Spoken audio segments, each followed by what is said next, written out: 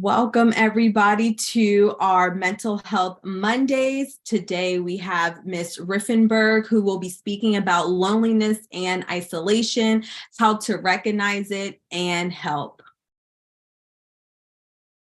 Ms. Riffenberg. Hello, everybody. I put together something that talks about isolation, but it's also kind of suggesting that you might be able to help others.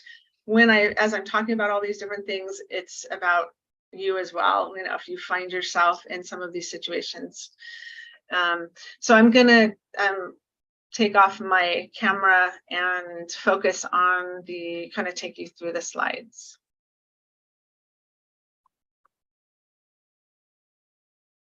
I'm Dr. Kalina Riffenberg, a postdoctoral fellow for the Institute on Violence, Abuse, and Trauma.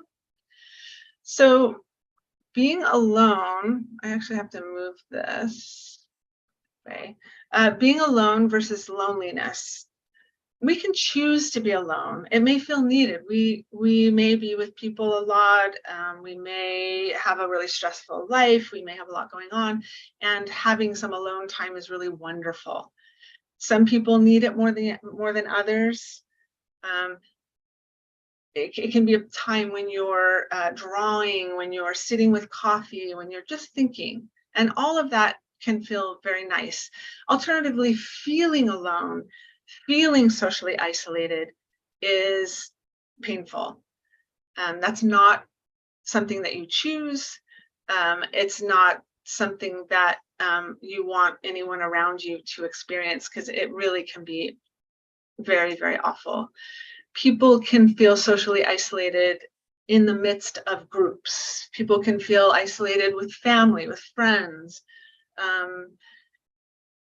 So feeling alone doesn't necessarily mean that or being alone doesn't mean you're lonely, and feeling alone doesn't necessarily mean being alone.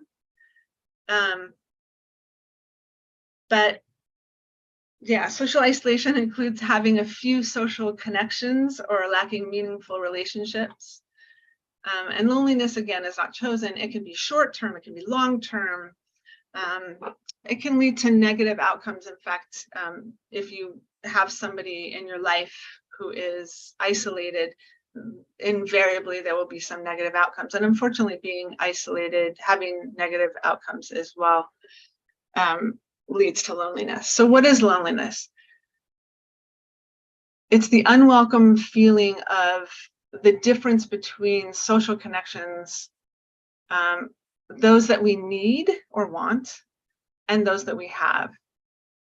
And loneliness can be social. It can be that we don't kind of get out, we don't see people, but it also can be emotional, such that we're in the midst of lots of people, and or even someone that we really care about, and we don't feel connected. And that's an emotional kind of loneliness. It can be transient, so it can be just for a few minutes during a conversation or an hour during an interchange. It can be situational, you know, just a situation where you're in a group and you don't feel connected. But the most important part is if it's chronic. If it's chronic, it means it's really going on for a long time, and that's when it becomes devastating to your body. Social isolation is totally different. Social isolation is really about numbers. It's about how many interactions do you have, and interactions can be the grocery store clerk, or somebody walking a dog and you chat with them. So if you're really socially isolated, then you don't have many interchanges at all. You're not talking to anybody. Solitude is a positive thing. So solitude is where you're enjoying being with yourself. You're enjoying things that you can do alone. You're enjoying the space around you. A lot of times creativity requires solitude because you need this sort of space to create. What impacts loneliness? So impacts, the warmth and connection is really what makes loneliness or not loneliness. So if you feel warm and connected to the people around you, you're not going to feel lonely. But you may have friends, neighbors and larger environment where you don't feel that warmth, you don't feel that connection, you're still going to feel lonely. Level of education, usually college educated people are less lonely. Economic stability, when people are struggling economically, very often it cuts them off somewhat, so they aren't able to go places. They may not have a car, they may not have money for gas. They may not be able to pop out and have coffee with a friend even, because that economic stability is not there, and also creates a lot of stress. Level of healthcare, access to healthcare and level of health. These are things I'll talk about a little bit more. The social world and the community, we all have a responsibility to create community to some degree. Some people can do it more easily than others. Sometimes we can help each other as well. Survey from 2019 shows that 58% of Americans often feel like no one in their life knew them well. This is important because it's not just that they don't know people, but it's that they're not feeling known, that all of that, they don't feel like people can really see all of them. And that's 2019, I'm suggesting it might be even more now. Young women, rather than older ones, are more likely to report that they're sad about losing touch with friends, that they're feeling more lonely. So I would have thought it would have been older people, but in this case, and as you'll see as we talk about the ages in the future,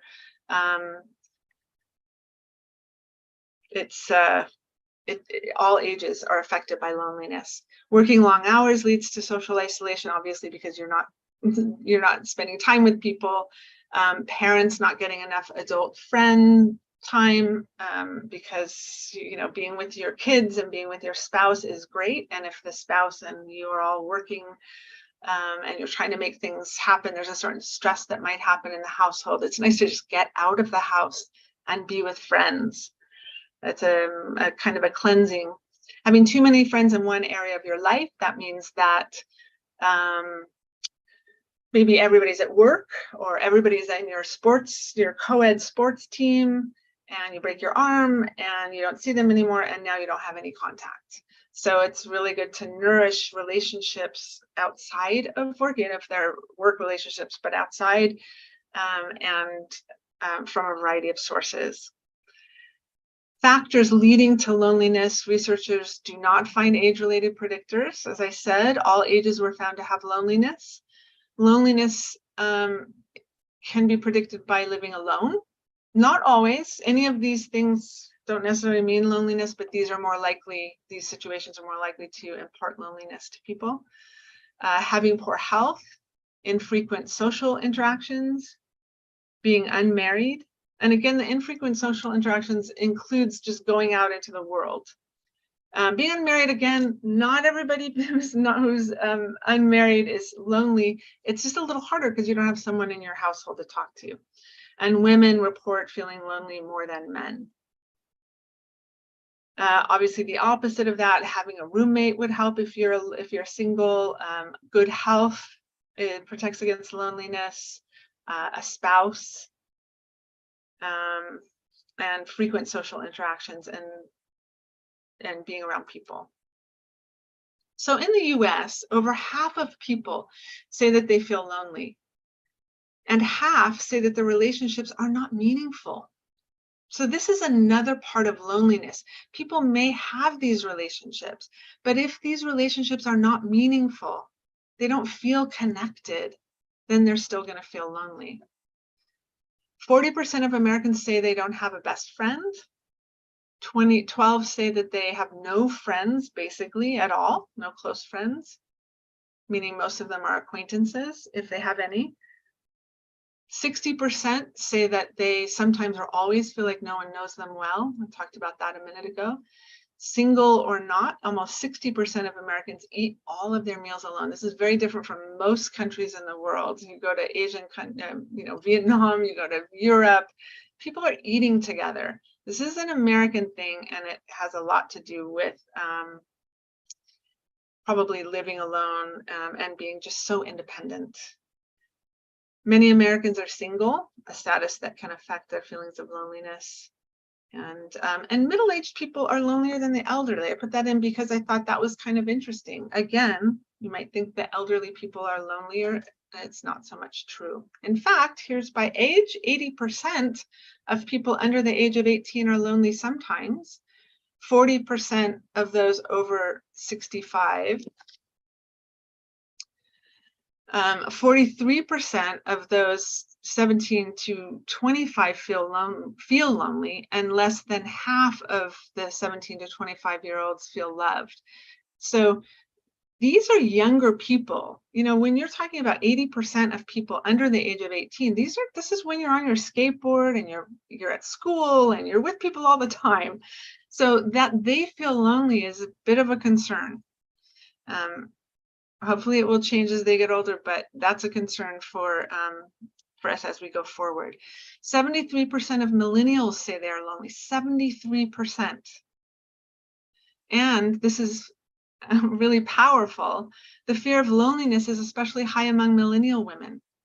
Many say that more are afraid of loneliness than cancer. So they're more afraid to be lonely than getting cancer, which is intense. 22% of Gen Xers say they don't have any close friends. That's the lowest number so far. So Gen Xers seem to be doing pretty well.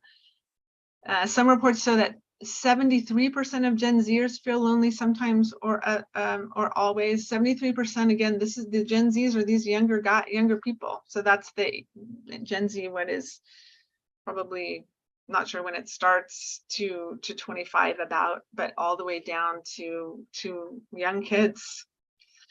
5 million older adults. So this particular statistics came from a UK, all the rest is from the United States, but I just thought this was pretty powerful as well. TV is their primary companion. And in general, again, middle-aged people are lonelier than elderly. So just looking at friendships among men and women, all men are not the same, all women are not the same, but this is pretty consistent through generations and from most men and most women kind of thing. Senior men experience more social isolation than women and tend to have fewer ties and less contact with family.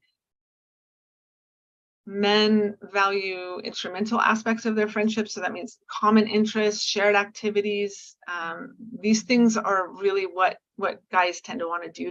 They don't necessarily want to chat all the time about their deepest feelings. And not true of every man, but that's generally true.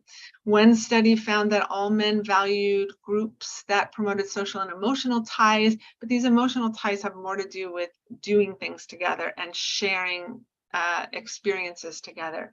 So gaming, sports, recreational activities, and things that make them feel like they're having fun and make them feel good. So increasing well-being. Women, on the other hand, have completely different values. They want emotion-based friendships. They want mutual understanding and intimacy. They want to disclose struggles. They want compassion to be shown to them, and they want to show compassion. That makes them feel close. Very different from what we just saw with men. Health and loneliness. This is going to be a longer section because this is so very important. Loneliness affects health in many ways, and they talk about it being similar to that of smoking 15 cigarettes per day. So if you're chronically lonely, you're going to have a higher mortality or earlier death, potentially. Not everybody, but that's a concern. Social isolation, real or perceived. So that's important also. Perceived social isolation. If people feel like they aren't liked, if people feel like they have nothing to do or don't have people that care about them, even if they have people that care about them, the perception of it is very powerful. That's going to increase mortality, early mortality. Loneliness, social isolation, living alone, all of those have a earlier mortality. And this is across all genders and all regions. Nearly 1 in 4 adults aged 65 and older are socially isolated. And 50% increased risk of developing dementia when you have such isolation. So this is important for the health of our country. Social isolation is consistently associated with the heart.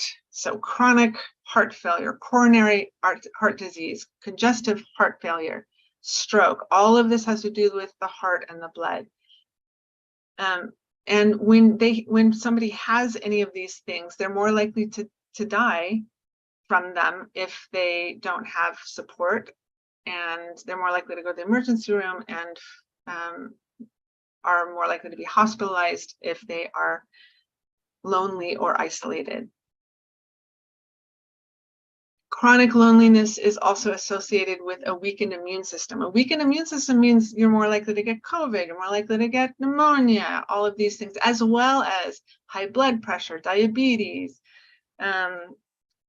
It also means that you're more likely to have more than one issue at a time. So someone might have diabetes and they're really focused on it, and that's fine. Somebody who's chronically lonely is going to potentially have a variety of issues all at the same time.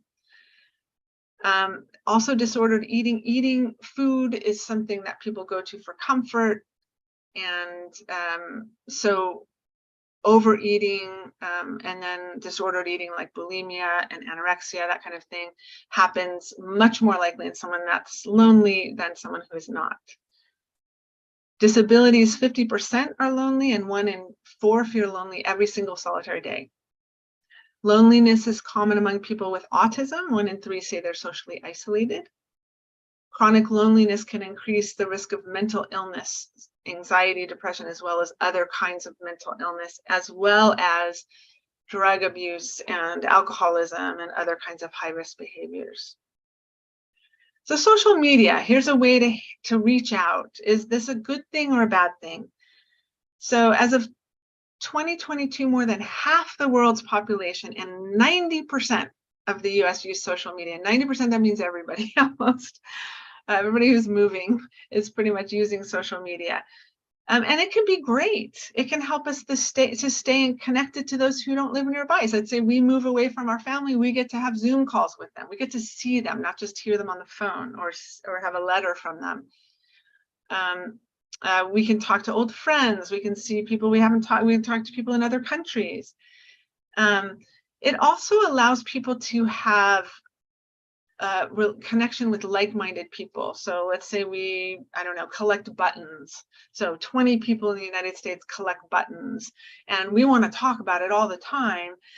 People around us probably don't want to hear too much about interest in buttons, but because I have the internet, I can do Zoom calls with other people, and we can endlessly talk about buttons. So this is great. It's also helpful for self-help. So if somebody has diabetes, again, people can get onto Zoom groups and talk about what's helped them and what helped you. And, if you can share, you feel a part of something, you feel like you're not alone out there with the diabetes or whatever it is. So self-help groups, great. All those are great. So using social media intentionally, awesome. However, the average person spends 2.5 hours every day on social media. So 2.5 hours as an average, that means a lot of people are spending a lot more time. And that means also people are using their devices in a lot of other ways. So they're spending a lot of time on the computer, on their phones. And studies show that 3/4 of heavy social media users say they experience feelings of loneliness. So if 3/4 of heavy social media users are feeling sadness, then it's probably not helping all that much. Hundreds of friends, right? People have all these friends, but only 4 of them do they feel like they can trust. And when people reduce their interaction or use of social media, every study shows that there's a reduction in loneliness and depression, anxiety, and of course that fear of missing out, because when you see people's pages and they're doing all these things and you're not, that can feel bad. Mental health, very quickly, depression is often connected to loneliness, and of course one leads to the other. So if you're depressed, you're more likely to be lonely because you don't feel like going out. And if you're lonely, you are more likely to be depressed. Close relationships protect from mental and physical decline. The whole this whole presentation kind of supports that, coming from a lot of different studies. Social connection is a predictor of a long and happy life. And this is regardless of social class. It doesn't have anything to do with money. If you're poor and you're very well connected and you feel loved, you're going to be better off than someone who's wealthy and doesn't have good relationships. Thoughts and behaviors leading to loneliness. So if you have low self-esteem, for example, you're probably not going to feel as connected in. So you may be having a wonderful conversation and you may still walk away saying they don't like me, right? So self-esteem is a problem and can create more loneliness. Shame, if you feel like you've done things in your life and everybody can see it, almost like they can see it from the outside, you feel bad about things in your life, same thing. You're not going to feel like somebody can love you, somebody can care about you. And that regardless of the relationships that you have, you're not going to be able to connect or feel connected in the same way.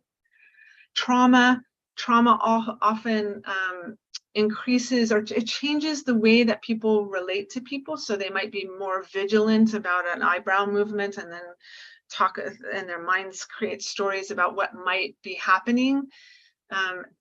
That is not conducive to a good relationship. So somebody who has trauma, that trauma can really get in the way of feeling connected. They can also be triggered by lots of things and creates problems. Otherness, if somebody feels like they're not like everybody else, they're going to feel lonely. So I'm not like anybody else, nobody understands me, right? That kind of thing. Difficulty relating people, obviously, you're going to be more lonely in that case. Accessibility to resources, people who, for example, live in a remote area, or they don't have a car, or they're not mobile. All of these things make it more difficult to pop into a yoga class or go sit in a coffee shop, or even to get help with a therapist or some other kind of help.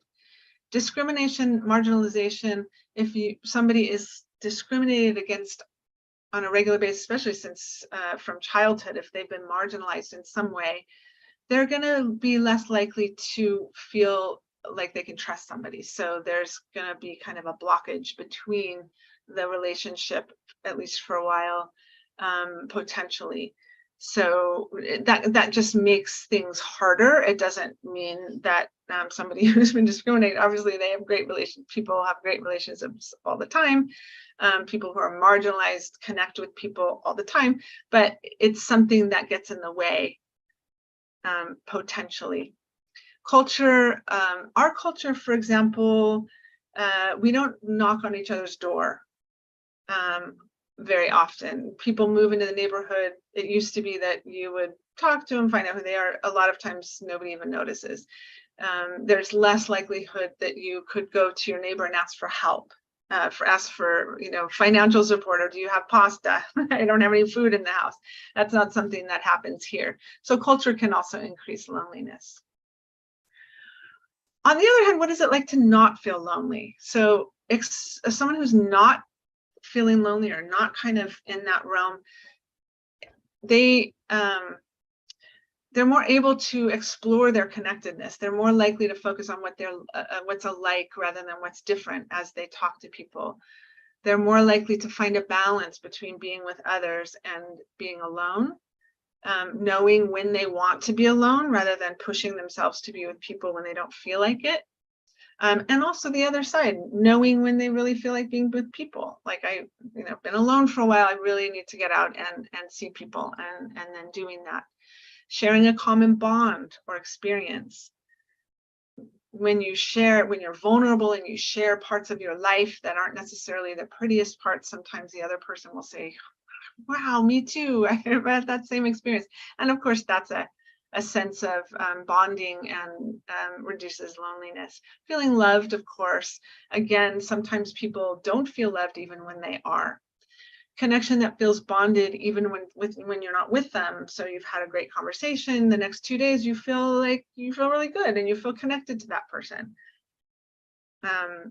Others are there for you, so you know that people are there if you need to call on them. You know that they have your back. You know that they love you, that they're thinking of you. This is part of not being lonely. Feeling like you have true friends.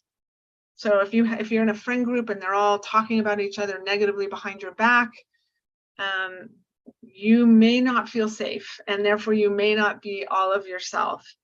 And maybe you have to wear certain clothes or say certain things in order to be accepted. You're also not going to feel as lonely. So true friends are different from people who have all sorts of requirements for you. Security of having someone there when you need them. Going back to you're sick, you want you need chicken soup, so somebody brings it over because they're there for you. Togetherness, feeling whole. Again, if you can feel whole and complete in the presence of another person, you're more likely to feel connected and less likely to feel lonely. And then, of course, a sense of belonging to a community is very powerful. How do social connections help? Someone to talk to, companionship, someone to help figure things out and make decisions with. Sometimes it helps you know what you want, but you're not sure. It's helpful to just say it out loud to somebody who can say, that sounds like a great idea. Or, yeah, you should really follow through with that. So someone who's like helping you and pushing you and encouraging you. Someone to have a good time with. And this all goes back to the idea that we need to feel seen. We need to feel heard. All of us. All parts of us need to be able to be seen. Reducing loneliness, we talked a little bit about this before. Avoid living alone, have a roommate. Cultivate good health, really focus on your physical and mental health. Prioritize dating and marriage if that's something that you want to do. If not, they have lots of apps even that are for finding friends, but definitely prioritizing going out and making connections with people. Engaging in frequent social interactions. This again includes talking to somebody or taking a walk and you talk to someone about their dog. You talk to someone in the library about a book they were reading, someone in line. These are all interactions and they do make a difference. Not working too many long hours because you want time and energy to be able to focus on friends. Engage in friendships outside of work. Again, a variety of places. And maybe spend money more on experiences than on things. So travel, live music, conferences, conventions, that kind of thing. Strategies to reduce social isolation. You want to increase your connections, deepen relationships, support others in your circle who may be lonely or isolated. You may find someone who's just very shy who you end up connecting well with. Reaching out to people you work with, noticing people who are alone at a party, who are alone at school, identifying and then connecting with a network, really looking around and saying, what do I like to do? I like to paint. We'll join a painting group, that kind of thing, if you can. Think of and reach out to family members as support if that's appropriate. Sometimes people kind of don't think about their family as people to hang out and talk to. So, or maybe they have burdened relationships. So cleaning up those relationships, maybe they fought a lot as a kid, but now you're 30 years old. Now you can maybe repair that relationship and have a good relationship the rest of your life. And then becoming part of a virtual community, going back to some of the Zoom things that I talked about. Developing a mobile support network, having friends, maybe not everybody in the same town, maybe people who are really busy. You can still FaceTime, you can still text. You can say, hey, I'm thinking of you. And then they'll say, hey, I'm thinking of you too, right? So there's a connection there. Phone, Facebook, lots of ways to connect. Again, using social media intentionally. Working through challenges that might lead to depression, and this sometimes we can help others do this as well. Food, if people don't have enough food, they're not going to have a lot of energy to go out and work with people, job, shelter. A lot of this also pulls in a lot of shame. So if people feel shame, they're not as likely also to go out and feel like hanging out with people. Identifying virtual or in-person self-help groups, we talked about that a little bit.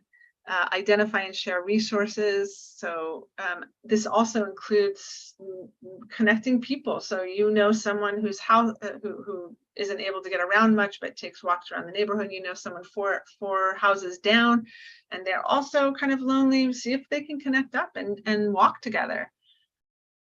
Getting out once a week even to walk reduces isolation. And even if you're walking, going to the beach and sitting around other people even helps, even if you're not talking to someone specifically. Shy people might enjoy a senior exercise class instead of having something where they have to chat and have small talk maybe and tell their life story. They may just want to be around people or have some light conversation. Helping them to find a walking buddy. Helping someone else, same kind of thing. Any of these things can be for ourselves or it can be for other people. So daily or biweekly outreach calls, we can call somebody who's lonely, but we can also call, because we're lonely, call somebody on a regular basis. Helping people with technology. Sometimes people don't know how to use Zoom. They don't know how to set up a FaceTime call. So it's sometimes a great gift to help somebody with technology and help them get set up, teach them how to do it, and then they're more independent. Providing links for cognitive games can be really helpful for keeping their brains active.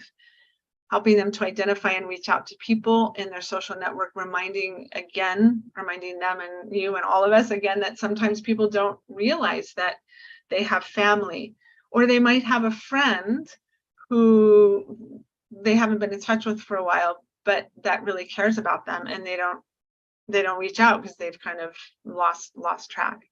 Self-disclosure and connecting. It's nice for us as we're working with someone else to share some of our challenges, because then they don't feel so alone, and they also are kind of modeling what a relationship is like. Positive affirmations, those are nice. And if you know mindfulness and meditation, that always helps as well to teach or to do yourself. Structuring days when people are not working or they don't have any external structure, the day can kind of yawn before people. So routines can be really powerful ways of supporting eating well. Sometimes if people really get in the habit of making a dinner and eating it rather than just grabbing something as they're walking through the kitchen, having a dinner time, that kind of thing, people will eat better. They'll sleep better. Bookend activities, so really creating something at the beginning and the end of the day that differentiates that time. It says, okay, this is the beginning of the day. Maybe you go for a walk to invigorate yourself in the morning, get some light, start your circadian rhythm going. And then maybe in the evening, you sit down with a book after dinner, or you go for a gentle evening stroll to wind down, so that the day looks different as you go through it. And doing different days on activities on different days can also help to differentiate one day from another and the weekend from weekdays. And then remembering what people like to do and helping others to remember, what did you like to do in high school? Oh, I like to take pictures. Oh, okay, well, maybe get a camera and begin to, or just do it with your phone, take some pictures and share them with people, and, painting, all sorts of things. So remembering what people enjoyed might help them to find passion again. And also help them to find something that they can connect with other people doing. Model a supportive connection. Sometimes people haven't had that much in their lives, and so if you can model that, they can learn how to do that and then do that with another person. Helping the person to establish and reach for goals related to connection. So encourage them to call one person this week, to go for one walk this week, starting somewhere and moving on. Helping them to reduce negative thoughts and that drive loneliness. I'll talk about that in a minute. And then maybe workbooks. There's one called Copeland's Loneliness Workbook that can work. So negative thoughts, helping them to notice their thoughts. We can all think about this. Are we using never and should all the time? All the time. We want to kind of be aware of our thoughts in the first place. So negative skewed thoughts, for example, my kids will never call me, they're too busy. That's not really true necessarily. If it seems like they're not calling, maybe there needs to be more connection, more expectation, more being aware of what they want to talk about, rather than reprimanding them when, there are all sorts of reasons that might be happening. Thoughts like, I should have had kids, right? You didn't have them, so now you can't go there. These are hopeless thoughts, and they can exacerbate feeling lonely. So counter those with, my husband or Joe is gone, I'm all alone. Instead, I'm grateful for the time that I had with him, or the kids that are busy. I'm grateful for them, even though I miss them. Noticing what we or they are saying to themselves, and then pivoting so that they're thinking about what can they do about their situation, and how are they thinking about it. Even waking up, people will wake up and first thing, I'm all alone. Instead, I'm happy to be able to enjoy hot coffee. I'm hearing the birds. I have enough to eat. Reducing loneliness, so peer groups, becoming a volunteer is really helpful because you're also giving back, which feels really good. And then you have a connection with lots of other people who like to volunteer and share in a goal, which is a nice feeling. Helping people who are lonely connect with each other. I talked about maybe, neighbors who know each other, who don't know each other, but you do. Help them to explore the community, what social groups and activities are nearby or online. Encourage individual and group counseling. Counseling can really help them, encourage them to take care of a pet if that's appropriate. And again, finding a texting or email buddy. And just a last note, connectedness can be having a deep relationship, right? It can have best friend, but it can also be sitting in a coffee shop, sharing the space with others. It just feels like you're with people. That's being at the beach, watching the children play, watching, kind of people watching. There's a certain sense of community in that. And again, having conversations with the store clerks, with people in the neighborhood, with somebody fixing your car, these kinds of connections are, they make a difference. So that's the end, if anybody has any questions. Excellent. Thank you so much for all of this wonderful information that you have provided us. I am sure that people will go back and look at this presentation as well as take notes. And you really did a fantastic job with outlining connectedness, the difference between feeling lonely and being lonely, and all the tools that we can use to make ourselves feel better. So again, thank you so much.